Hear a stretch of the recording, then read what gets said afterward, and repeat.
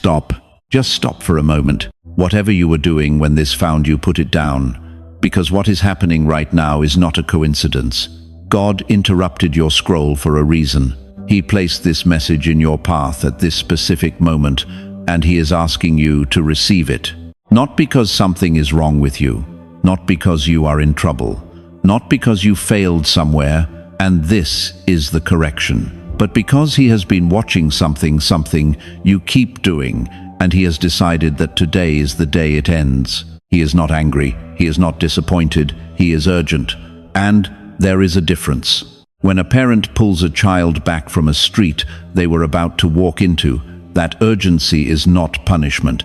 It is love operating at full speed. That is what is happening here. God is stepping in front of something, reaching into your life right now through this message and saying, enough. Not as a rebuke, as a release. Stay with me, because in the next few minutes, God is going to describe your life in a way that is going to feel like someone has been reading your private thoughts, the ones you replay at 2 inches the morning, the ones you have never found the right words for, because what God sees in you right now is not what people see. What people see is someone moving forward. What they do not see is the specific weight of not being understood by the people who were supposed to understand you. That weight is specific. It has a texture. It is not the same as being lonely. It is the particular weight of a person who keeps returning to a door that keeps not opening the door behind, which is someone who finally just gets it. Who looks at you and sees exactly what God sees. Who does not need an explanation. And by the time this message is over, you are going to walk away with something you have been desperate for. You are going to walk away with permission. Permission to stop explaining, permission to stop defending, permission to close your mouth and let God fight a battle that your words have never been able to win, because it was never a battle your words were designed to win. So if you have ever found yourself spiritually drained, depleted in the specific way that only comes from repeatedly handing sacred things to people who cannot hold them, this message is for you. Stay with this until the very end. What God seals at the close of this message is what you have been waiting to receive. And there is one more thing before we go further. God has been watching something specific, a pattern that keeps repeating.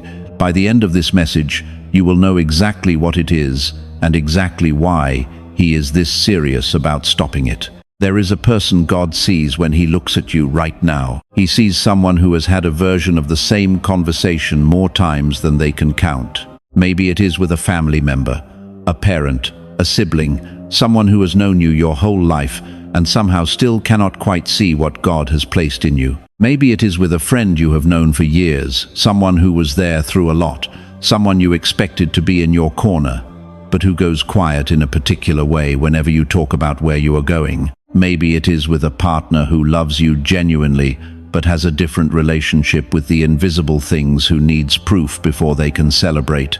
And the proof you have is not the kind you can put in front of them. Maybe it is a co-worker, a pastor, a mentor, or just a group of people in your circle who represent a world that does not fully have space for what God put in you. And you have tried. You have tried to explain the calling, the pull you feel, the things God has been showing you in the quiet moments, in the early morning, in prayer, in those specific instances when something inside you simply knew the direction your life is moving that does not look like anything you can put on a resume or justify in a 3-minute conversation. And each time you try, each time you decide that this time you will find the right words, the right angle, the right moment, you watch their face, and somewhere in that face, you see it. The polite nod that moves just slightly too fast. The pause before they respond, the fraction of a second where they are assembling a reaction rather than having one. The way they shift the conversation just a half degree to the left, toward something safer. The way they say "that's great" in a voice that sounds like they are managing you rather than celebrating you. And you leave that conversation smaller than when you entered it. Not because they attacked you, not because they said anything deliberately cruel. Most of the time they didn't say anything cruel at all. But you handed something sacred over to someone who was not equipped to hold it, and you felt it leave your hands in a way that left a particular kind of emptiness behind. That feeling, that specific, quiet deflation, God sees it. He sees the text you drafted at 11 o'clock at night, the one where you tried to explain your whole heart in one message, the one you rewrote 2 or 3 times before you either sent it anyway or stared at it for a long moment and then deleted it and lay there in the dark, rehearsing the conversation in your head that you were never actually going to have. He sees the way certain people's names on your phone hit differently than others, not with excitement or warmth, but with a particular kind of bracing. A low-level preparation for the moment when you will again have to navigate being in the presence of someone who fundamentally misreads what you carry. Not because they are malicious, but because their frame of reference for life simply does not have room for what God placed in you. He sees the evenings where you came home from a gathering or a dinner or a family visit and sat in your car for a few minutes before going inside. Not because anything dramatic happened, but because something invisible had been steadily drained out of you over the course of the evening, and you needed a moment before you could face the rest of the night. He sees the clarity you carry when you are alone, the peace that lives in you in the early hours before the noise of the day begins, the certainty that arrives in the quiet, the deep, settled, knowing that you are exactly where you are supposed to be, building exactly what you are supposed to be building, becoming exactly who He designed you to become. And then someone calls, or you walk into a room where certain people are, and that clarity, that peace gets thinner, not because they took it, but because you handed it over the moment you tried to get them to confirm it. Because somewhere, at a level you may not have fully acknowledged yet, you have been waiting for their permission to believe what God already told you. That is what God sees. And if He is describing exactly what you have been going through, tap the like button right now. Let that be your first act of agreement with what He is showing you in this message today. Because here is what lies underneath this pattern. This is not simply tiredness. This is a specific kind of spiritual depletion that only happens when you repeatedly place something divine in front of an audience that was never appointed to receive it.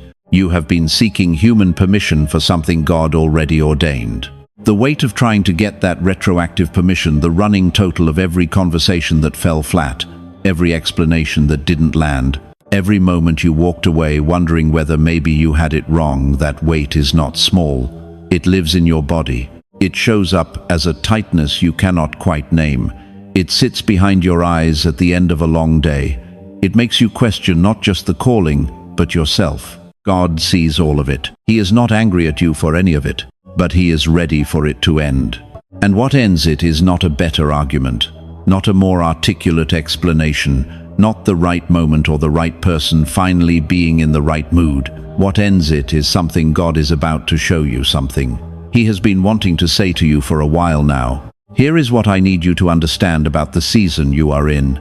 The pulling away you have been feeling, the way certain friendships have gotten quieter without a clear reason, the way social invitations have started to thin out, the way you sometimes feel like you are watching other people move through their lives while you are sitting in some kind of holding room, waiting for something you cannot quite see yet. That is not abandonment. That is not God being distant. That is God repositioning you. Before He elevates a person, He isolates them, not to punish them, not because they did something wrong, not because they are less loved or less favored, but because the work He does in a person before a new season cannot happen in the same environment where the old season was lived.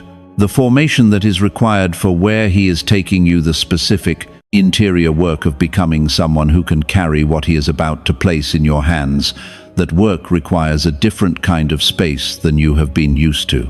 Think about what it actually takes to build something. Really build it, not just start it, not just have the idea, but build it from the foundation up. You cannot do that in the middle of a busy intersection. You cannot lay a foundation with people walking through the construction site, offering their opinions on every beam, questioning every decision, measuring your progress against a blueprint they've never seen. At some point, the work requires a boundary, a space that is protected from the noise long enough for the structure to hold. That is what God has been creating around you. The quieting of certain relationships is not loss. It is God creating the protected space your formation requires. The people who have pulled back, or the ones you have found yourself pulling back from, even without fully deciding to their distance, is not a verdict on your worth. It is the natural consequence of a season change. When a season changes, not every relationship moves with you into the new one.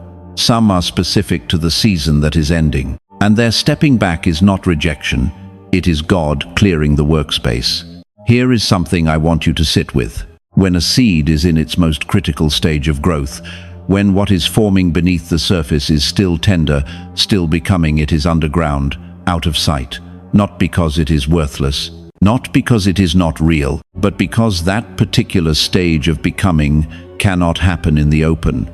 It requires darkness and pressure and time with no audience. And if you pull it out of the ground too early, if you expose it to scrutiny before it has developed the root system to support it, it does not survive. You are in the underground stage. That does not mean you are hidden forever. It does not mean the season of visibility is not coming. It means that right now, what God is building in you is still tender enough to require protection. And the isolation you have been feeling, the quietness, the sense of being set apart, is that protection operating exactly as it should. You are not behind. You are not failing. You are not being forgotten. You are being formed. And here is a sign that this is true. Think about the specific moments in this season when you have felt the most clarity, the most peace, the most certainty about who you are and where you are going. I will almost guarantee you that those moments did not happen in a room full of people. They happened alone, in the early morning, in prayer, on a drive, in the quiet spaces where the opinions of others could not reach you, where you were just you and God and the truth.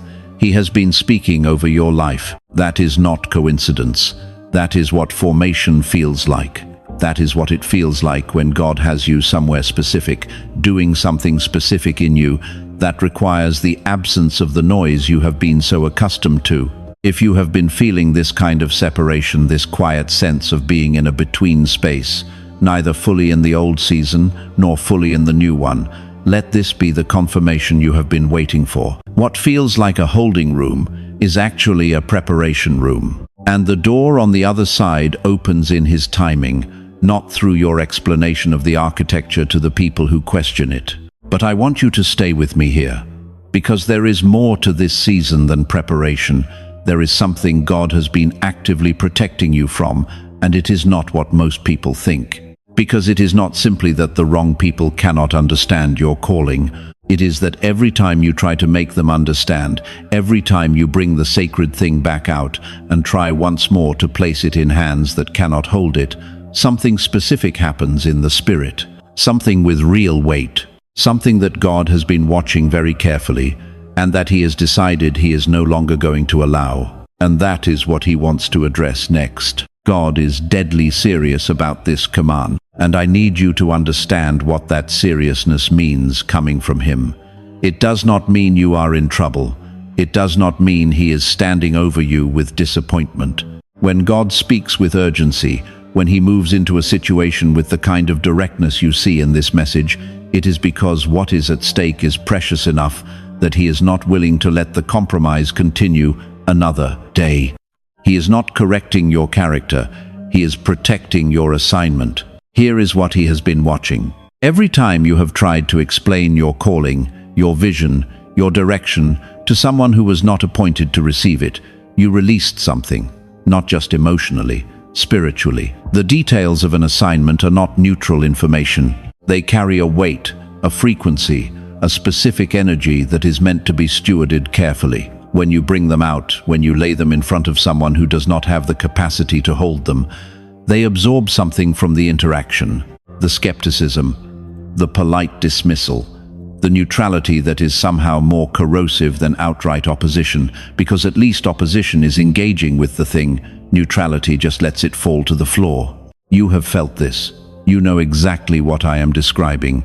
It is that specific sensation after a certain conversation where something that felt clear and solid before you started talking now feels murkier, a little harder to grip, a little less certain than when you sat down.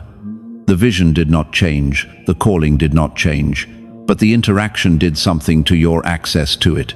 It left a smudge on something that had been clean. That is not in your head. That is a spiritual reality that God has been watching happen repeatedly, and it is precisely why He is intervening with this level of urgency. He is not waiting for you to do better next time. He is stepping in and saying, "Not one more time," not because you are weak, because the assignment is too important to keep absorbing the friction of the wrong audience. He is protecting the thing He placed in you. Now there is a second layer to this warning, and this one I need you to receive carefully, not with fear and not with the kind of vigilance that turns into suspicion of everyone around you. Receive it the way it is intended, as clarity that leads to freedom, not as a reason to build walls or carry offense. Some of the people you have been trying to reach, the ones you keep returning to, the ones whose understanding you keep hoping for their presence in your life, the specific dynamic those relationships create, the particular drain that follows every interaction that is not simply a personality mismatch. There are people in every chosen one's life who are positioned, whether consciously or not, to occupy the mental and emotional bandwidth that belongs to the assignment. Not because they are evil, not because they set out to do harm, but because the friction they generate, the doubt they introduce, the loop of justification they keep running, consumes the exact energy that was meant to build something. And the thing is, the loop cannot run without your participation. The moment you stop engaging it, the moment you stop feeding the need for their understanding, stop sending the next message, stop bringing the next explanation, the loop loses power. Not all at once, not without some discomfort, but it loses power. God is not asking you to announce anything.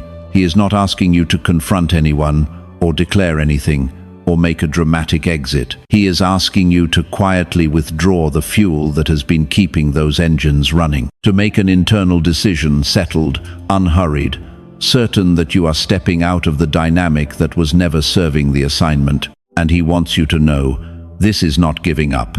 This is not cowardice. This is not losing. This is what it looks like when a chosen one stops fighting battles God did not assign them and starts positioning themselves for the ones He did. If God keeps placing these messages in your path at exactly the right moment, make sure you're subscribed so He can keep reaching you through this channel.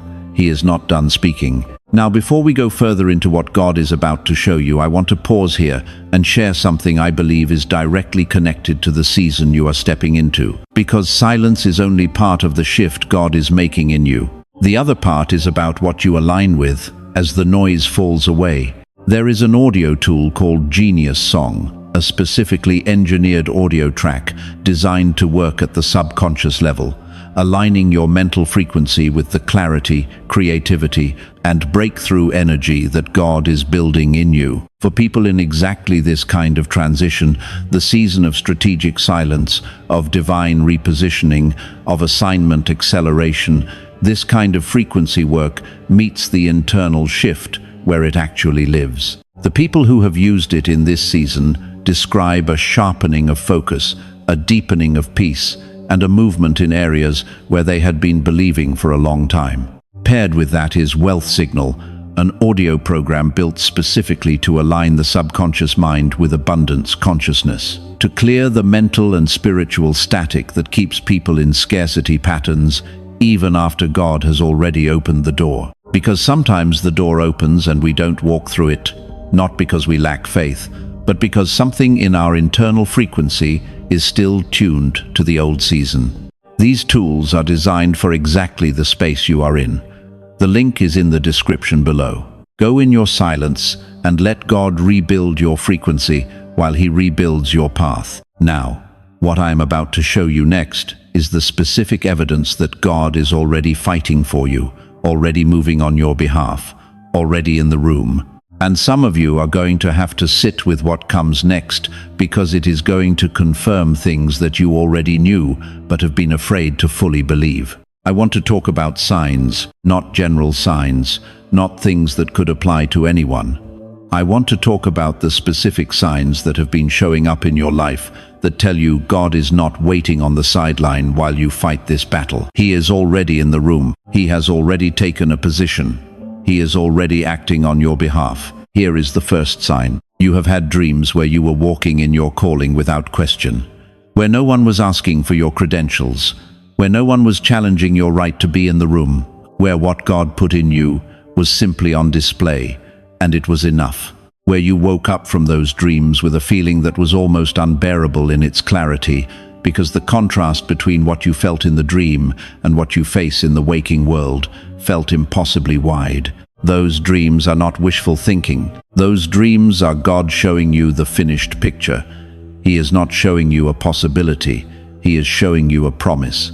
And He is doing it in your sleep, because that is the one moment no one else can interfere with what He deposits in you. Here is the second sign. There have been moments, specific moments, maybe small, maybe brief, where you made a decision to not explain yourself, to let something go, to stay quiet in a situation where every instinct in you wanted to speak up and defend. And afterward, not immediately, but after something settled, a peace that did not make logical sense, a sense that something had been handled that you didn't handle, a quietness that felt like it came from outside you. That was God stepping into the space your silence created. He cannot fight in noise of your own making. When you remove yourself from the argument, He enters. Here is the third sign. There have been doors, not necessarily large, dramatic doors, but things that opened opportunities, connections, moments of favor that came right after a period where you pulled back, where you stopped pushing, where you were quiet longer than felt comfortable. And almost as if by coincidence, something moved. It was not coincidence. Here is the fourth sign. There is a knowing inside you that has been growing for a long time. It is not arrogance. It is not ego. It is the quiet, unshakable sense that you know who sent you. That regardless of who is in the room, regardless of who understands or doesn't understand, there is a level in you that does not waver. You cannot always access it, but it is there. And lately it has been getting louder. That knowing is God's signature on your assignment. No one can give it to you and no one can take it away. Not the people who doubt you, not the conversations that go sideways, not the silence from people you expected to show up for you. If God is confirming right now that your silence is your greatest power in this season, drop 777 inches, the comments. Let that be your declaration. Let the enemy see it. Let God see it. Let the chosen ones around you see it. Because here is what God wants you to hear right now, in this moment.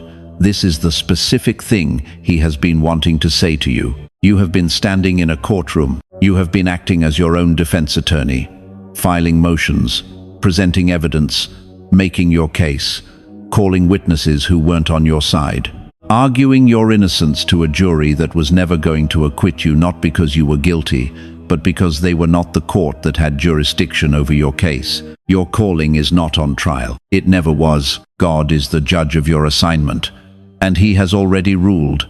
He ruled before you were born. He ruled before the first conversation where you tried to explain yourself. He ruled before the first time someone looked at you with that expression that made you feel like you had to justify existing in the direction He sent you. God has already ruled, and the verdict is not in question, which means every argument you have made in your own defense has been filed in a court that has no authority over the outcome. You are dismissed from the case. God has taken the stand. If that landed somewhere deep in you, if something in your spirit just exhaled, say it out loud right now or type it in the comments. I receive it. Because you do not have to argue anymore. You do not have to explain anymore. You do not have to find better words or a better angle or a better moment to try one more time. The case is closed. God has it. And here is one more confirmation. The timing of this message is not accidental. There has been something building in you lately, a restlessness you couldn't quite name, an urgency that felt spiritual rather than just personal, a sense that something needed to shift, not next year, not when circumstances change, but now. Like a threshold you've been standing at for a while that you were finally ready to cross. You have also been thinking more than usual, more than before, about letting go, not of your assignment, not of your calling, but of certain relationships, certain conversations, certain loops that have been running for so long they feel almost like furniture, like they're just part of how your life is arranged. But something in you has been noticing them differently lately, feeling the weight of them differently. asking whether this arrangement still serves where you are going. That is God confirming that this message arrived exactly when it was supposed to. He has been preparing you for this moment. This message did not find you by accident. You were guided here not by an algorithm, not by chance, because God needed you to have what He is about to seal over your life. If you feel that in your spirit right now, if something in you recognizes this timing as divine drop, 999 inches, the comments, let that be your marker, the season that ends here, and the season that begins.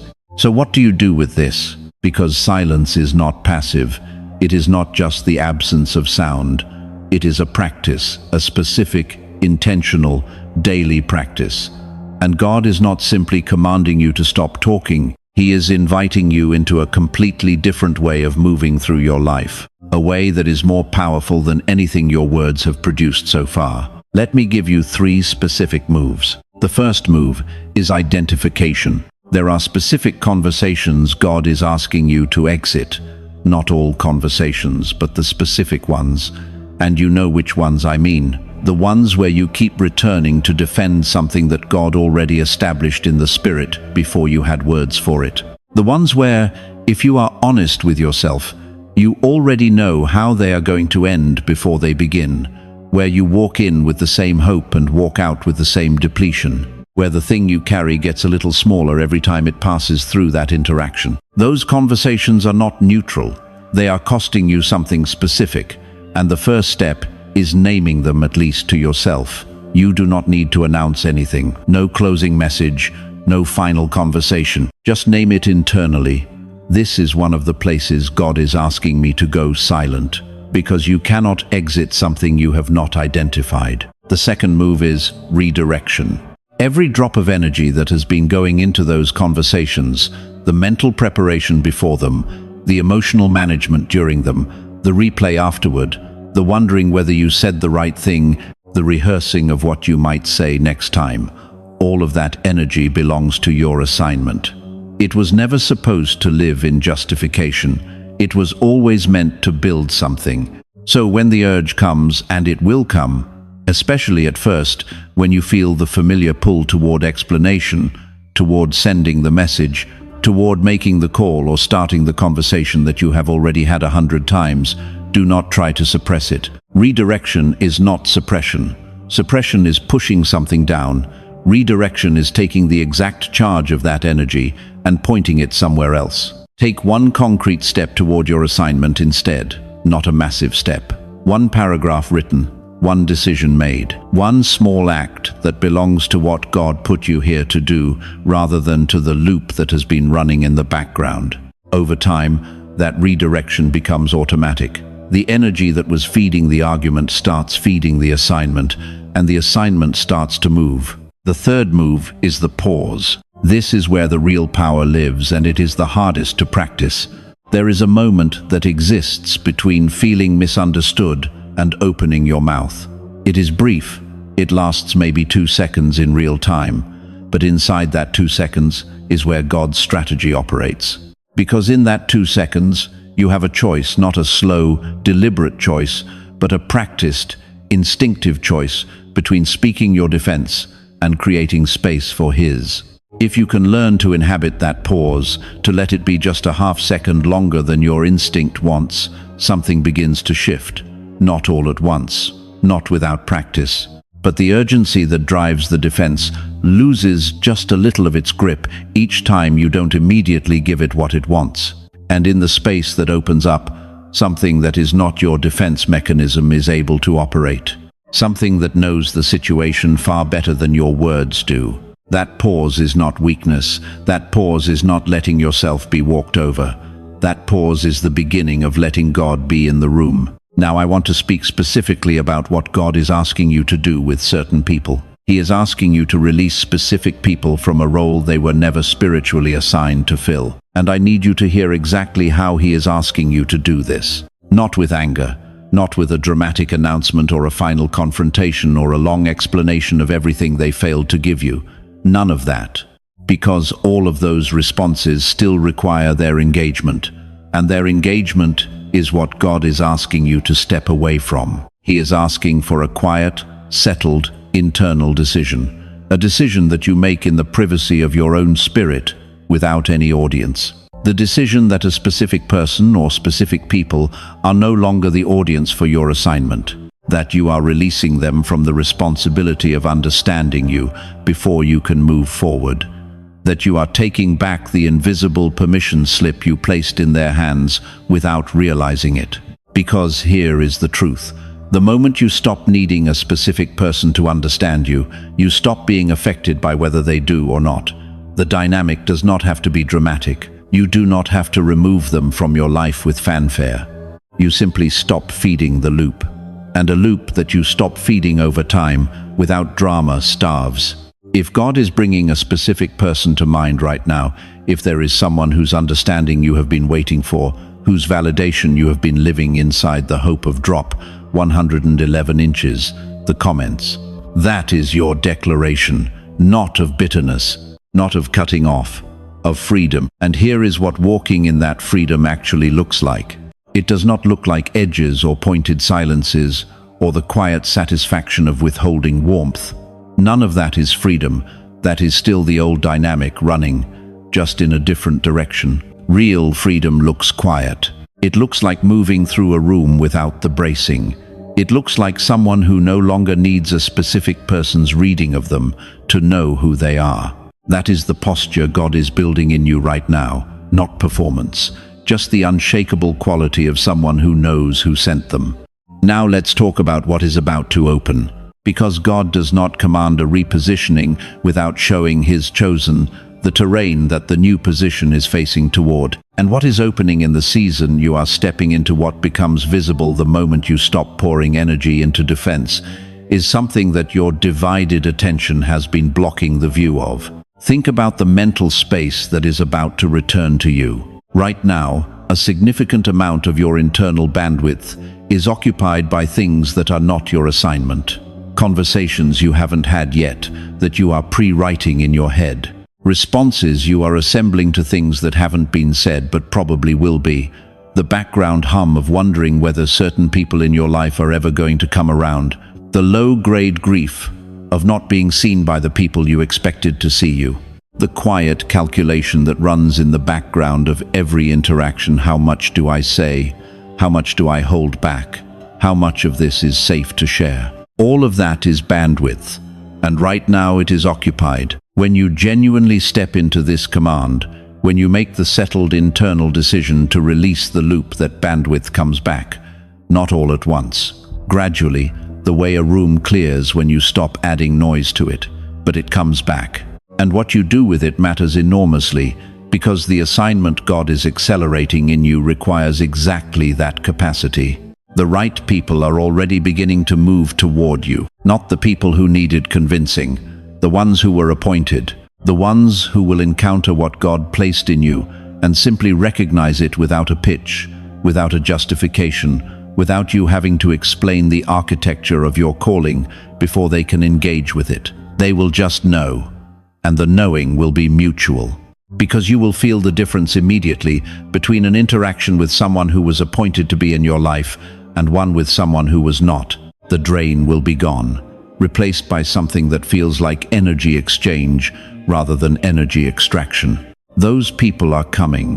The repositioning that has felt so uncomfortable, the isolation that has sometimes felt like punishment, it has been creating the space for those people to find you. The wrong company cannot clear out unless you allow the clearing, and you have been allowing it, even when it hurt. The assignment itself is about to move faster. Doors that could not open while your energy was split between building and defending are beginning to shift. You will notice this in small ways at first. A conversation that opens unexpectedly, a connection that appears without you engineering it, a confirmation that arrives at a moment when you needed it without asking for it. These are not coincidences. They are what happens when a God-assigned path stops being blocked by the noise of self-justification. Pay attention to the small movements. The large ones follow them.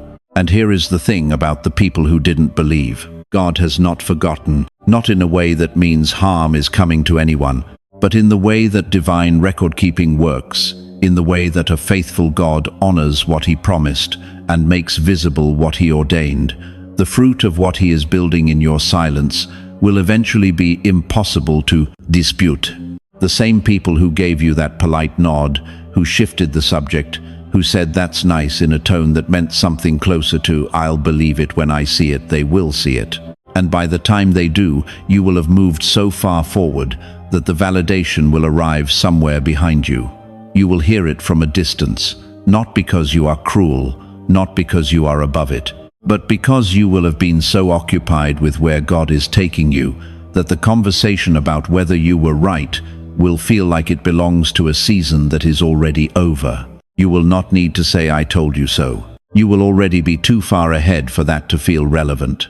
Before we go into what God is about to seal over your life, if you haven't subscribed yet, and these messages keep appearing in your feed at exactly the moment you needed them, do that now. That is God routing these words to you through this channel. Stay connected to it. Now, shift modes with me. We are moving from receiving information to receiving something else entirely. What comes next is not insight to be processed. It is a sealing, a covering, a divine confirmation that God is placing over your assignment, your calling, your name, and your next season, right here, right now, through this message. You are ready. This is what God is declaring over you right now. Your calling is covered, not because you earned it, not because you finally found the right words, but because God placed his hand over it, and what God covers is not reachable by human doubt or the quiet skepticism of people who could not see what he sees. Your calling is covered, and the clarity you carry into your next season belongs to you permanently, not contingent on anyone finally understanding it. You know what you know who sent you, and that knowing was placed in you before anyone had the chance to question it. What God is releasing over you right now is the specific piece of someone who has set down a burden they were never meant to carry, the burden of proving the calling before you can walk in it. That burden was never yours. You are leaving it here. Let us pray. Father, I come before you right now on behalf of the one who has stayed with this message. I release them from every conversation they were never meant to keep having, every explanation that fell short, every attempt to earn the right to be who you made them to be from people who were not appointed to grant it. That weight is not theirs. It never was. And today it is lifted. I declare a covering over their assignment. What you placed inside them is sealed, not available to skepticism or the erosion of the wrong environment. It belongs to you, entrusted to them, and no human verdict can overturn a divine appointment. I speak clarity over their next steps, not the clarity of every answer, but the clarity of knowing which direction to face, the clarity of someone who has stopped looking left and right for permission. I speak peace over the silence they are walking into, not the silence of defeat, the silence of someone who knows completely, without reservation, that the battle belongs to you, and they are free. And I release them into what is next, into the doors that are already moving, into the right people who are already being positioned, into the assignment that is accelerating now that the defense has been laid down. Go in your silence and watch what God does. In the name of Jesus, Amen. If you receive that prayer, if you accept that covering over your life today, say Amen out loud or drop it in the comments. That is your covenant. At the beginning of this message, I told you God had been watching something specific, a pattern that kept repeating, that by the end you would know exactly what it is and why he is this serious about it. Now you know. He has been watching you hand sacred things to people who were not appointed to receive them, watching you drain yourself, arguing a case in a court with no jurisdiction over your calling. And he stepped in today, through this message, at this exact moment, not to condemn you, but to close it, to release you, and to cover what your silence is now protecting. The relief you feel right now is the confirmation, that settling in your chest that says, "This was mine to receive." That is how you know. You are not alone in this. Drop in the comments. What is the one thing God confirmed for you in this message today? One word, one sign, one moment that landed. Your testimony is someone else's confirmation. Someone is going to read what you write and know, for the first time, that they are not alone. Thank you for receiving this. Go in your silence and watch God move.